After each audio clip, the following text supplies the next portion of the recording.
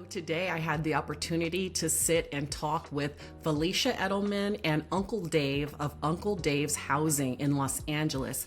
They have multiple houses out here where they serve men in need of affordable housing. They actually have 178 beds and they charge $700 per bed per month. Do that math. That is almost $1.5 million a year that they make on group homes. So I hope you enjoy this interview. I had a great time talking with them. They dropped a lot of gems. I'm going to see if I can summarize it down below. But if not, just listen to the whole thing. You're going to get something out of this for sure. They have a lot of horror stories, but hopefully that does not draw you away from getting into group homes, because the benefits do outweigh the negatives when you're working with group homes. So enjoy the interview.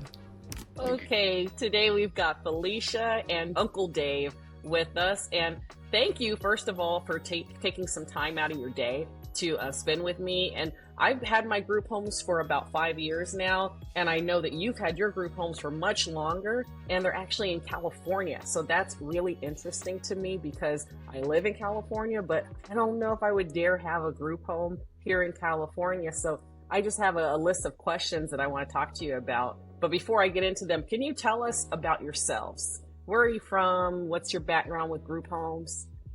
Sure. Well, I grew up in Orange County, Southern California, and after college, I came back and went to law school, and then I picked up a drug addiction.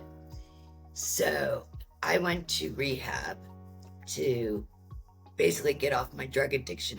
As I became a lawyer, I realized I can't do this anymore. And that's where I met the love of my life, who had just been released from prison. And he chased me, and I like bad boys. So fell in love, and then I practiced law for a law firm in downtown LA. And one day I had a client who said she needed help collecting the rent from her tenants. And I got to talking to her, and this is around 2008-ish.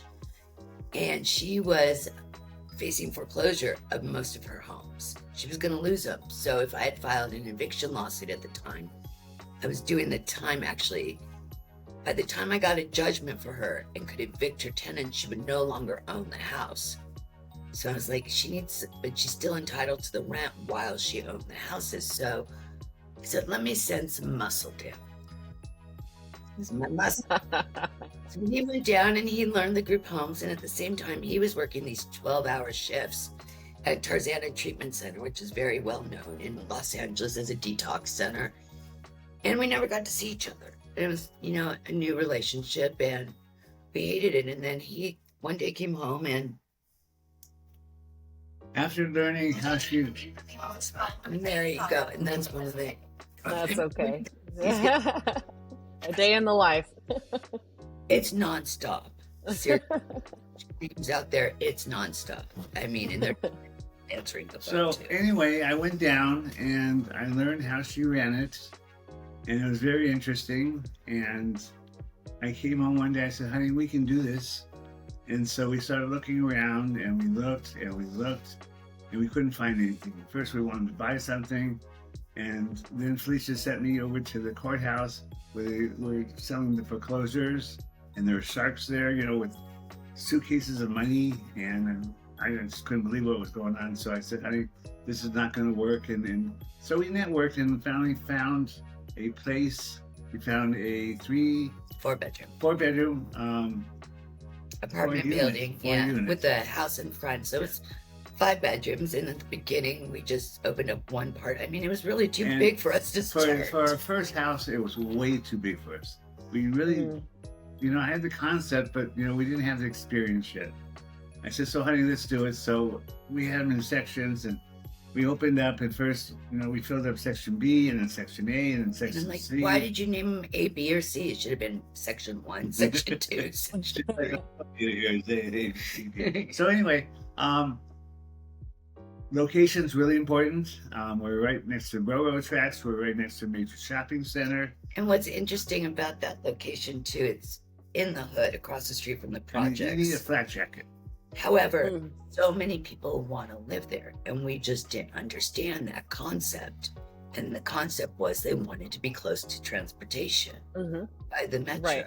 even though it's And they want to be the a block worst away, area. and they want to be a block away from the shopping center where you're from going the to visit supermarket and the fast food restaurants. And it was right by the corner that burned down in the Rodney King fires Hmm. that had been rebuilt across the street from Martin Luther King Hospital. If anybody knows LA, knows that Martin Luther King was closed down. Yeah.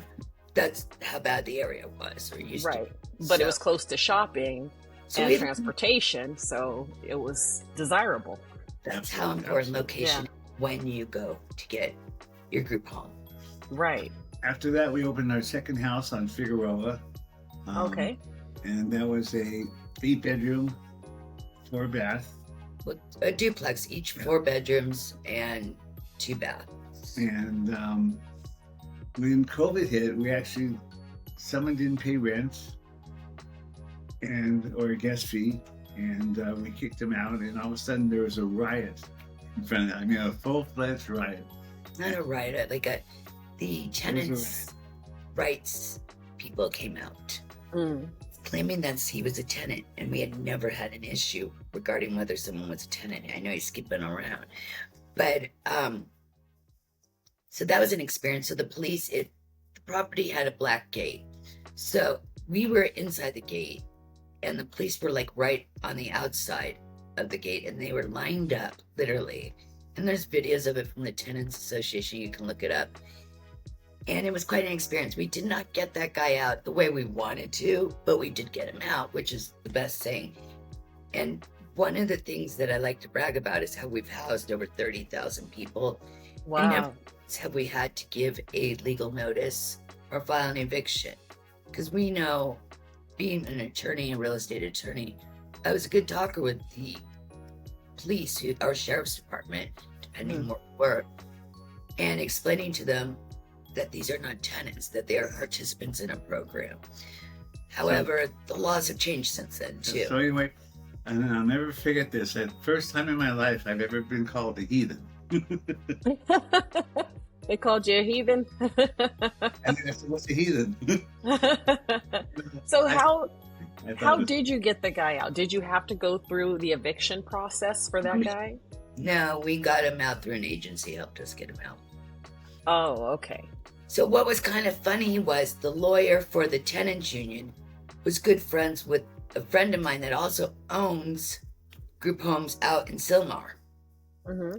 And he made a call for us. So Okay. she took care of it. And tenants union picked on the wrong people to protest in front of, let's say, because it went flat on its face. Yeah. At the time, for the hour, 2 hours that they were out there protesting crazy. and with the It was loud crazy. speakerphone and calling us names or whatever, I mean, and it was just. Yeah, that sounds stressful. That's But the we've exact reason I would not want to open a group home in California, because tenants have so many rights here. Even if they're not a tenant, they still have so many rights here in California. But it sounds like you know your way around it because you're a real estate lawyer. Well, yes, but now, back in 2018, there was a law passed, the Transitional Misconduct Act.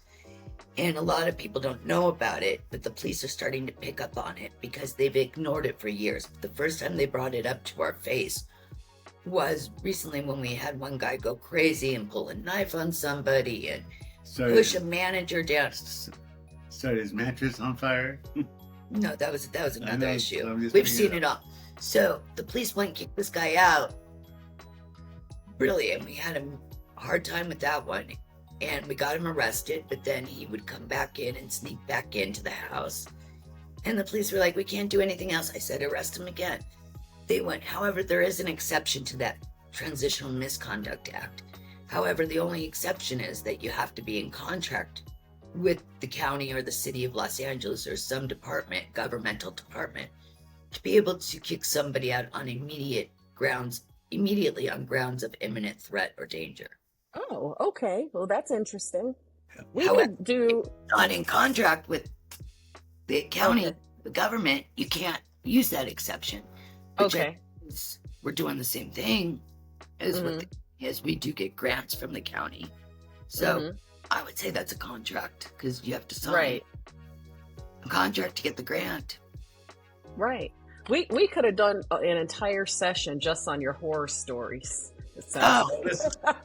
Wait, Good story. let me tell one more. We're also Okay. well versed in NIMBY. Okay, yeah, the not in my backyard.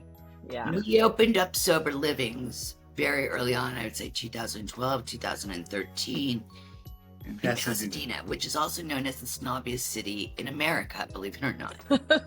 And they have on their books an archaic law that states no more than 6 people who are not blood related can live together under a roof. So we had a 10-bedroom house in Pasadena. Well, first they found Gorgeous. They found a house where we were using the attic as a bedroom, and the ceiling was so low. I don't know what we were thinking. We didn't know what we were doing at this time. We learned so much, and that's why I always say it's good to have a coach or somebody to consult with to know what you're doing.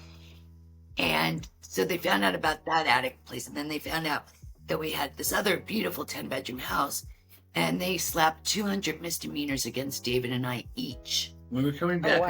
wow. We were coming back from Palm Springs, I believe, and all of a sudden a friend of mine called and in the paper, 187. That we had been arrested. That we had been arrested. Which we weren't. And I was afraid to go home. We went to a hotel, and I snuck by our place where we lived to see if the cops were waiting for us, which they weren't. And he put me in a hotel. He was so afraid, that I'd get arrested or something and wanted to. So cute back then. Wow. So you've mentioned several homes. How many homes do you have now? Well, we've downsized. Yes, now we have 6, and we had 9 And they're for sale if you're interested. I want to retire.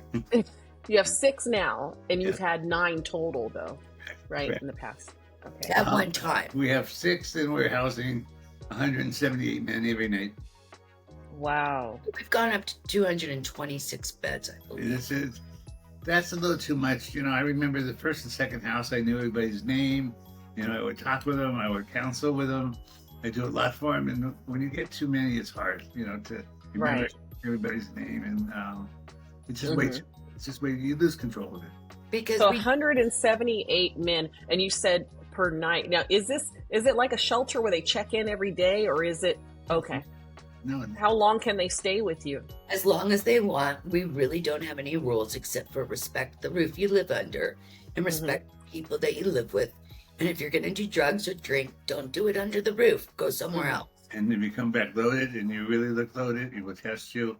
We have the right to say goodbye or to give you a second chance and say, do this or do that. And you can stay or you can come back. The second time it happens, they're out for sure.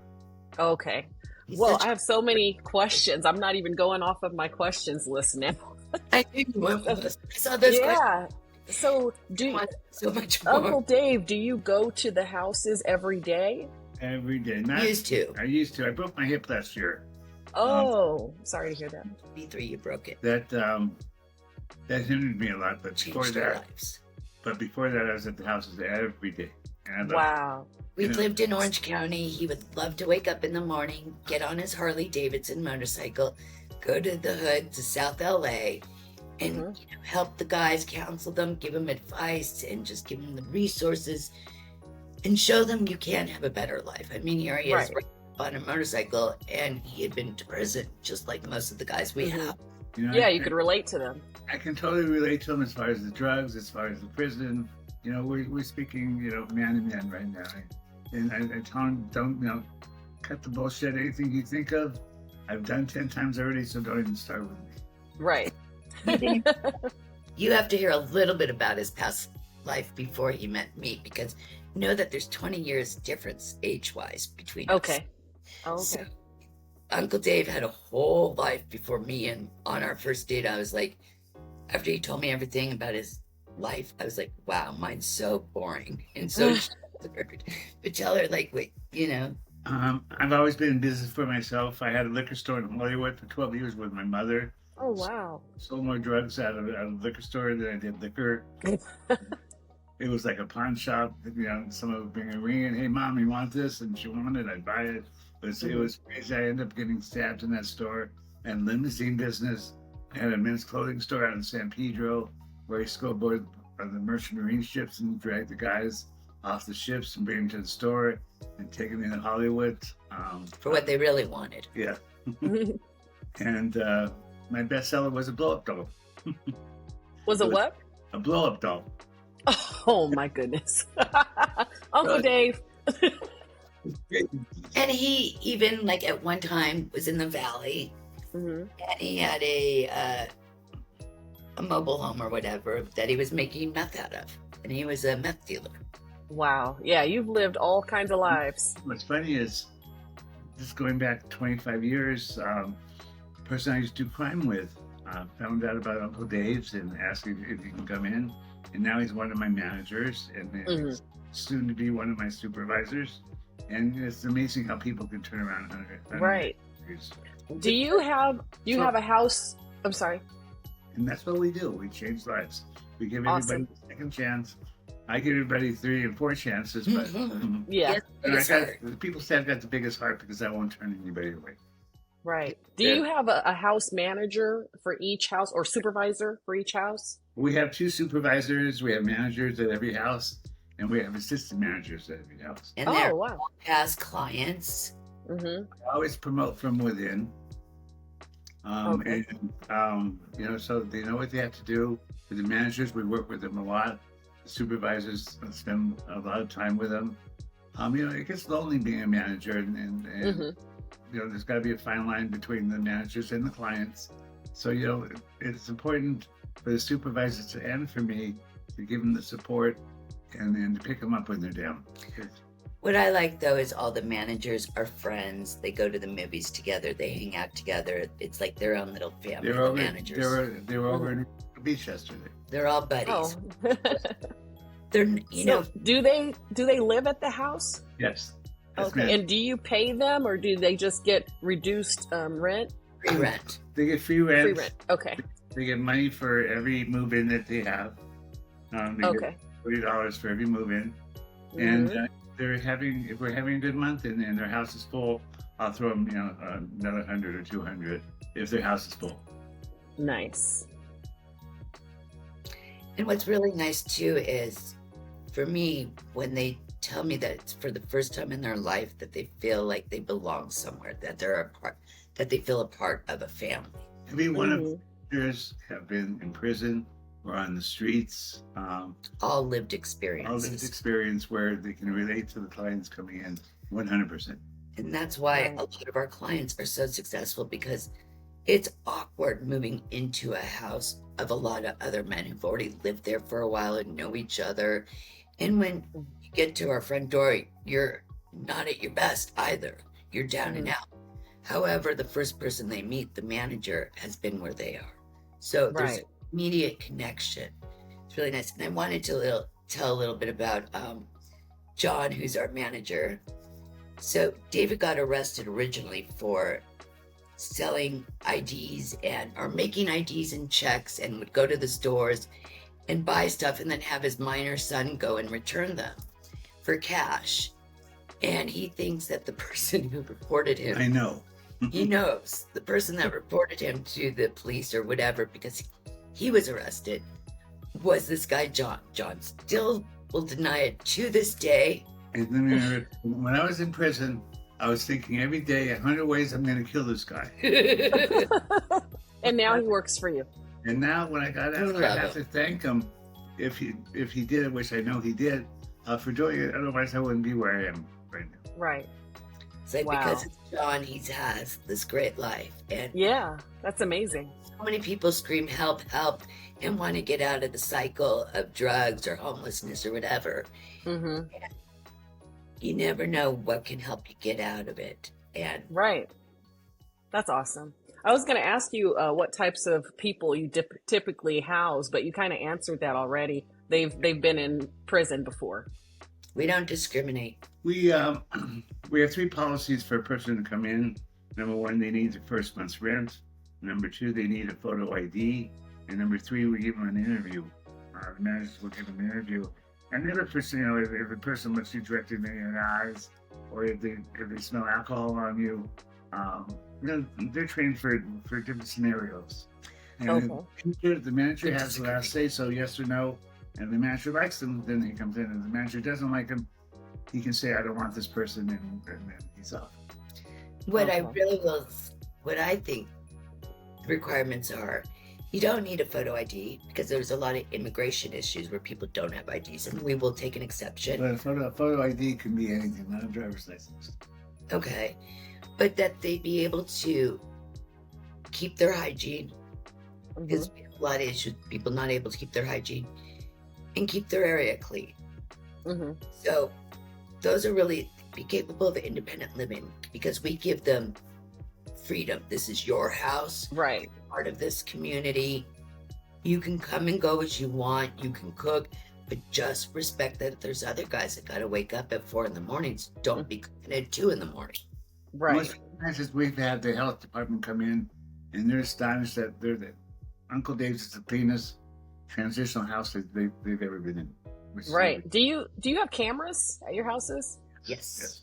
Okay. In the common areas? Do we use them all the time? Basically by the refrigerators, because that's our biggest problem. Yeah. Okay.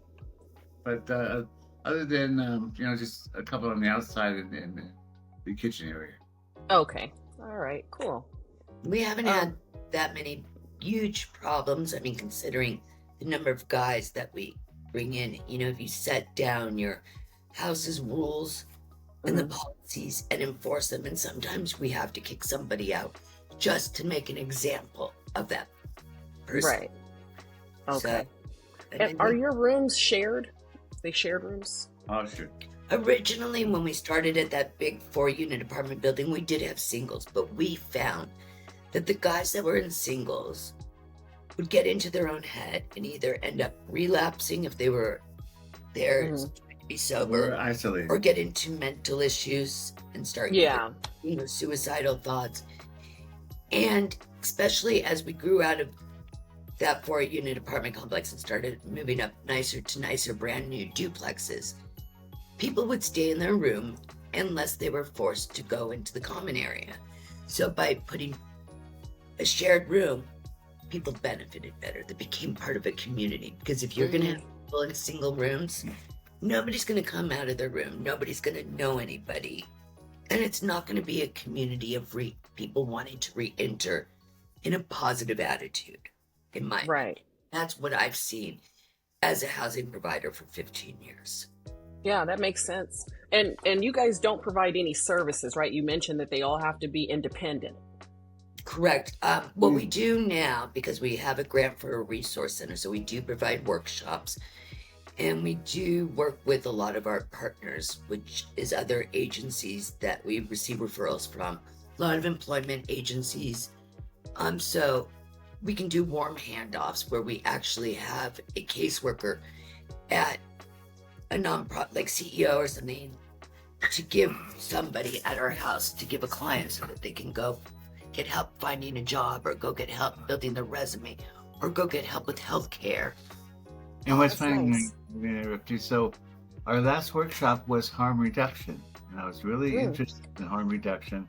And with harm reduction, one segment of it is to get the dirty needles and give them clean needles. I'm saying, are you kidding? Oh. However, you have to understand that if you contract with the county or the government, they're going to give you referrals that you cannot say no to. And some of these referrals are for people that have chronic homelessness, and you have to take them whether or not they're sober or not.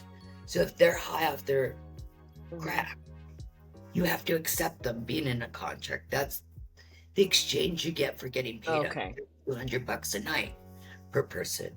But so they work on harm reduction and trauma-informed care principles and the housing first. So if you've ever heard of those sayings, housing first. Yep. It comes from the government. It comes from the federal government, actually down to the state level. To get funding from the government, you have to follow those principles. So it still rubs me wrong. Yeah, I hear you.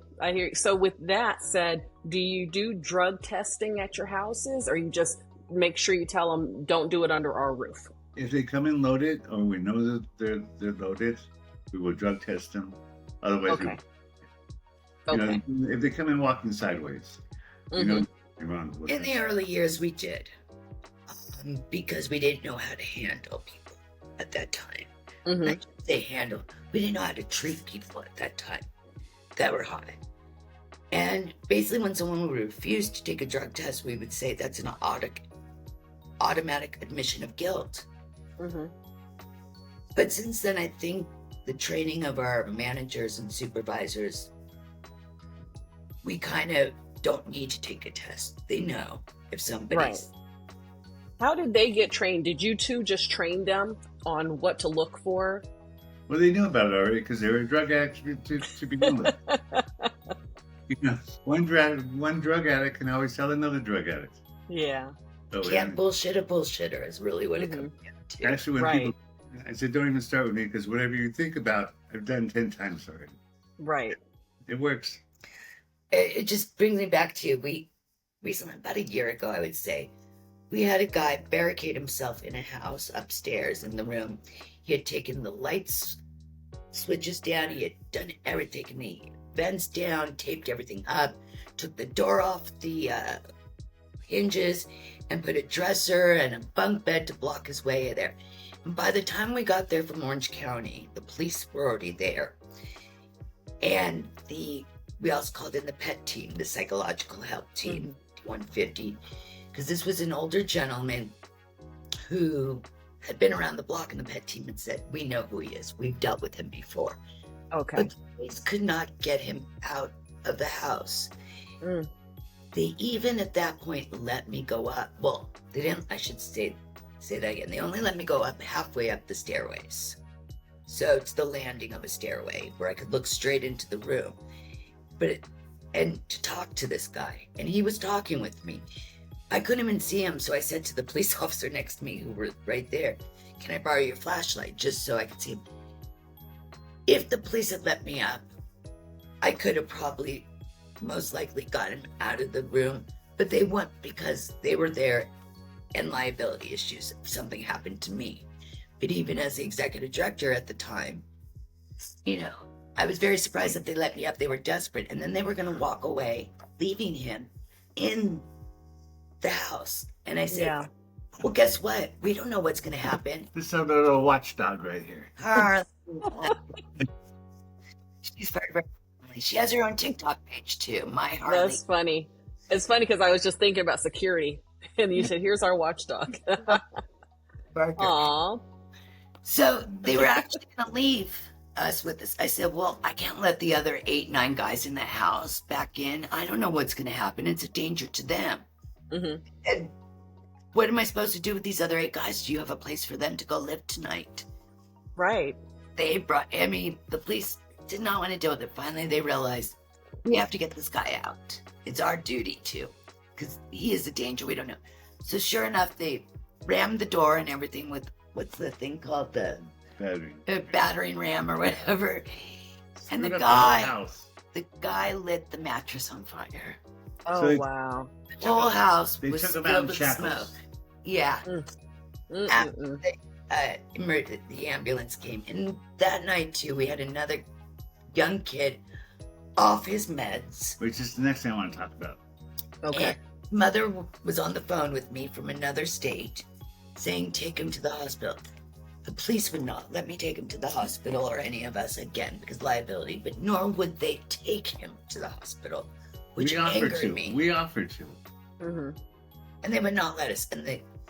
And he ended up getting into a fight with people, a fist fight. And guess what? He wasn't arrested either. Neither of them were. I mean, Wow. South LA, it really has to be This is bad own world. for somebody. Own world. So we've seen it. You know, when I say we've seen it all, we've seen it all. Yeah. Fortunately. Yeah, I can't imagine doing this in Los Angeles. It's just too crazy. Fun. No. So you were Never a dull moment. right. Always drama. The drama. Uncle Dave, you were going to say something about the kid being off his meds. We've been getting, for the last couple of years, a lot of drop-offs from the hospital. You know, Mhm. before you get let out of the hospital, you need an address to go to. Mhm. And so they would drop them off, and they would give them 3 days worth of meds, and after 3 days they're out of meds, and if they're psychotic, they get into psychotic frenzy again, and they wouldn't have meds for it, and we have to kick them out. So Yeah. it's mandatory now when they come in, they have a 30-day supply of meds. Oh, that's a good rule. Absolutely. So when you have these issues, first of all, do you have security? No. Are the managers okay? Are the managers kind of security? Do they kind of make sure that they keep the peace? Yeah. Most of them, Okay. yes. The minute all they have to do is make a phone call. All my houses are 5 minutes from each other. They all go and all help the each other managers out. will Oh, okay. Got it. When you got 6 big guys all standing together, It's Right. but I Mhm. will tell you that if you contract with the government, they do require 24/7 somebody always be at the property, and they do require you to have security guards. Oh, okay. That's interesting. Mhm. All right. Yeah. So after all these stories, it sounds like nobody would want to get into group homes. So I want to turn it around. Stop you for a second. Okay. For me, when I get a letter that I had a client 2 years ago and say, "Hey, thank you, Dave. If it wasn't for you, I wouldn't have my 18-wheel truck, or if it wasn't for you, I wouldn't be." That's what makes it worthwhile. It's not Okay. the people that don't make it; it's the people that make it. And if Mhm. 10-15% make it, it's definitely worthwhile for me. Okay. We've learned so many lessons from the bad stuff that's happened, but the good stuff that we need to talk about more are the blessings that have come into our lives, the people that have come into our lives, the heartfelt thanks that we get all the time, and also the money, the Yeah. investment. Right. I walk into the house and someone come up to me and say, "Hey, Dave, thank you very much for what you're doing for us." And I don't expect that because I usually am the person that everybody yells at, or this isn't right, or this isn't right. So it's really nice. Not just your wife does that now. Exactly. So let's get into the numbers. As much as you want to share. If you don't want to share, that's fine too. But what are the numbers? What does profit look like? How much do people pay per month? What is that looking like for you? Okay, so with You're Uncle gonna do Dave's, the numbers. Okay. with Uncle Dave's, it's $650. Now it's $700. Let's say $700 a month per Okay. person. Mm-hmm. We arrange it the day they come in. Is so they come in on the 12th. The rent is due again the following 12th. We don't. Oh, okay. We don't prorate. Okay, got it. No prorating. Need a full month's rent to come in. Mm-hmm. Because you never know. Somebody could get prorated for a week and then they're gone. Or they stay an extra couple days for free and you're out the $25 it is a night per person at $700. Right. That has happened to me several times. So I like to get all my money on the first. And maybe I need to go that route that you guys do. And if the person comes in on the 12th, then their money's it's due on the 12th. And I'll Or tell you- prorated plus 1 month. Plus one. Yeah. Or plus Or- one. so it- I thought that's his other phone ringing now. Too many Um, phones.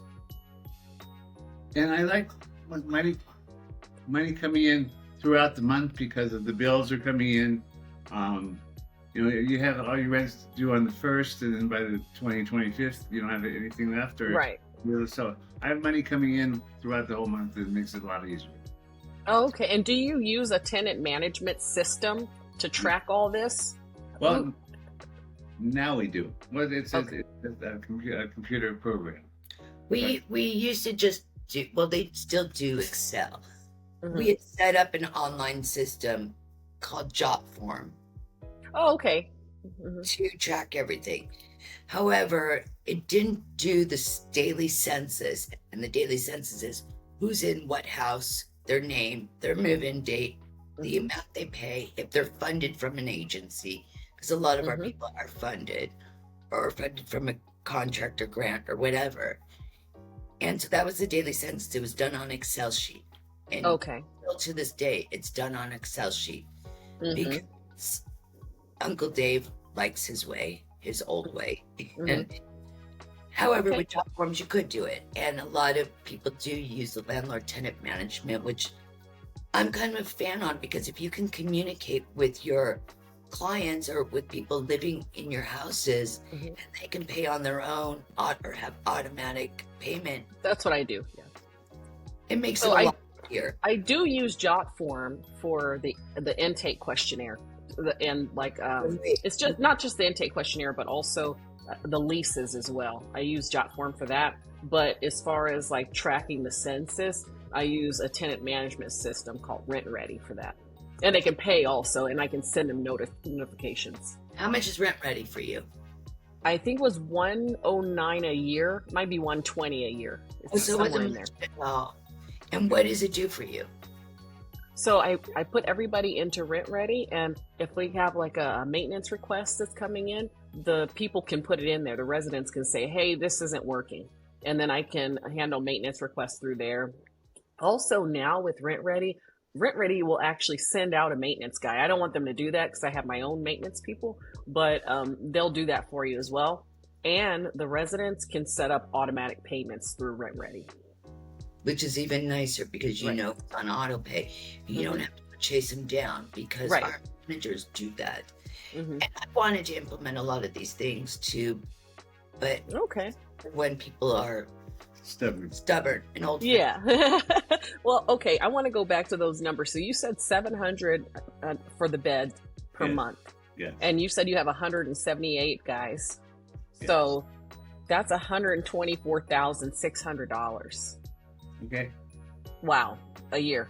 So right now I'm we not have, a year. I'm sorry. A month. That's a month. I'm sorry. That's a month. we That's do have, wait a minute. So let's We have do over- times 12. yeah. So that's 1.5 million a year. That's 1.5 million a year. About how many hours do you spend on this business in a week?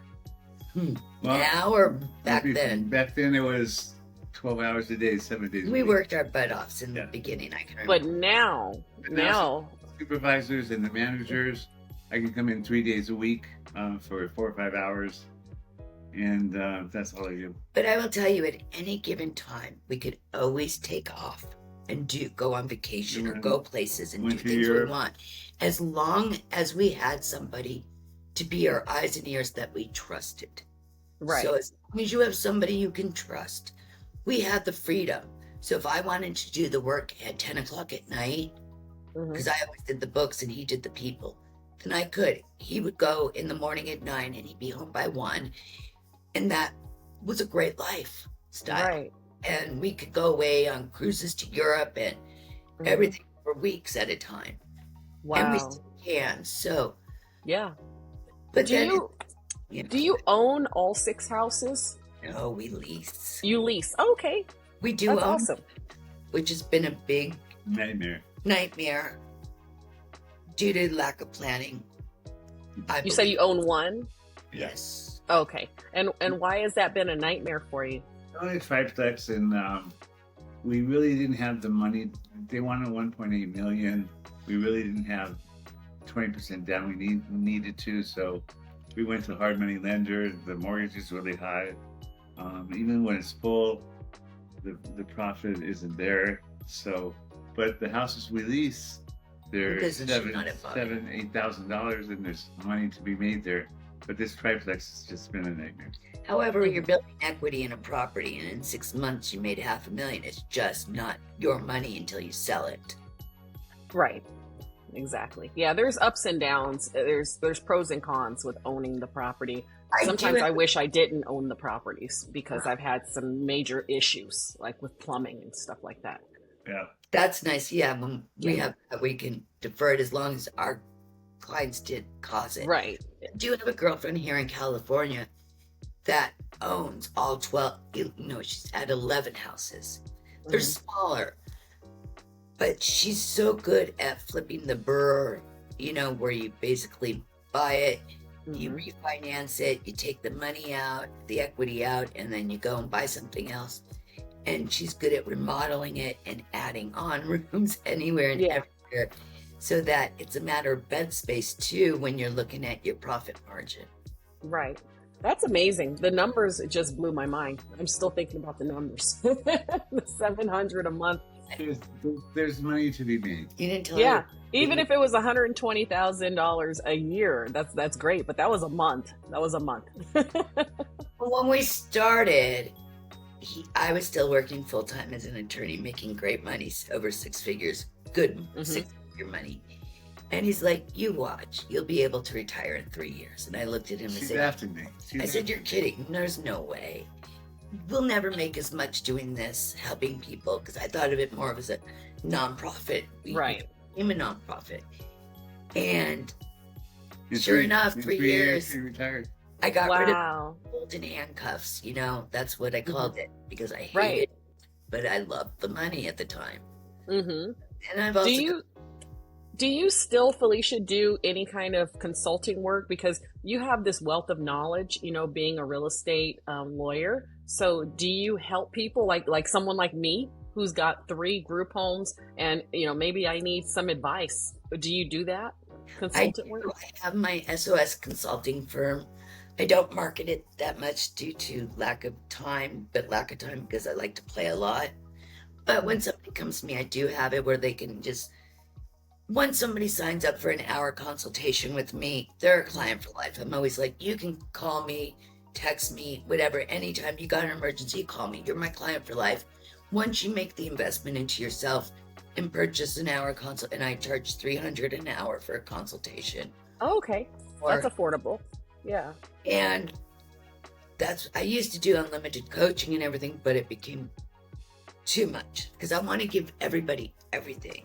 And In this business, I found that people feel like they're competitors to each other, and they're not. We all have to work together. Right. need more affordable housing.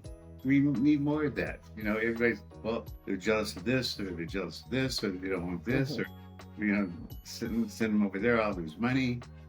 The market's too big to do that. It's because people aren't trained where to go or how to fill up their beds. But if you invest $300 with me, you won't have that issue. Right. But you have to work it too, because it's also about building relationships with people. When we first started this business, we used to pound the streets in Los Angeles, going from one agency to another and introducing ourselves. He pounded the streets. I would sit in the law firm and I would research all the agencies that had clients who would need housing. Because you have to ask yourself, where are people that need housing? Where do they come from? Well, if they're chronically homeless, they're in this chronic thing where they go from the hospital to the streets, to the jails, to transitional housing. Then they get kicked out and they end up going, back to the hospital. It's a cycle. Because 5150, they know how to work the system.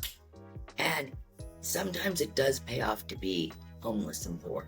It really does. There's no responsibility whatsoever. And you can get your cash money, you can get your food stamps, you can get your showers, you can get your storage area, you can get free housing when you want it, when the weather's bad in California, which isn't often.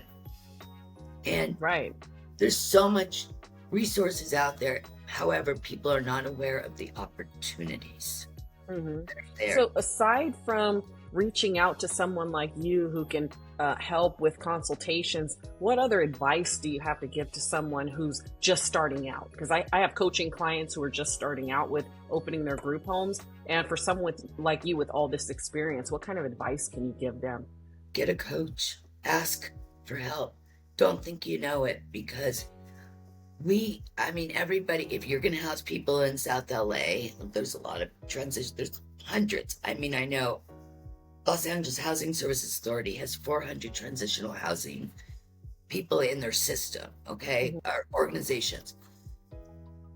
You're going to get bed bugs, for example. We know what to do with bed bugs. We've done it. We've been there. I tented a house at that 4-unit apartment building under the house in front.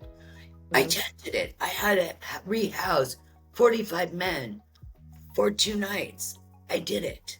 So don't do it the way I did it and spend $250,000 on bed bugs trying this and that. Call us up, ask somebody who's done it before. Ask for help. Don't think you know it. Right. How can people get in contact with you if they want to book a session with you? SOShousing.org.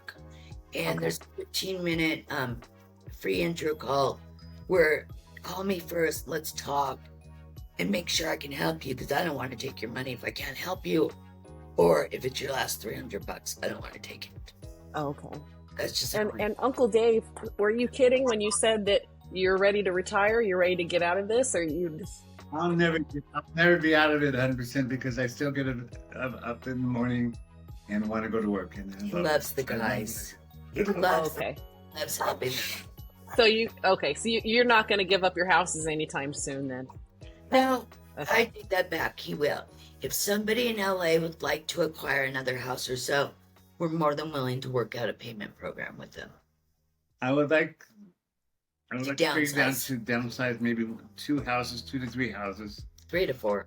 And Okay. because when you were at 8 or 9, it was a full-time job, and I do want to get back and start riding my bike more and going on more trips. Okay. Yeah, And how can we? It took a lot out of us. Right. How can we get in touch with you, Uncle Dave? Uncle Dave's house. Uncle Dave's Housing. UncleDave'sHousing.org. Okay.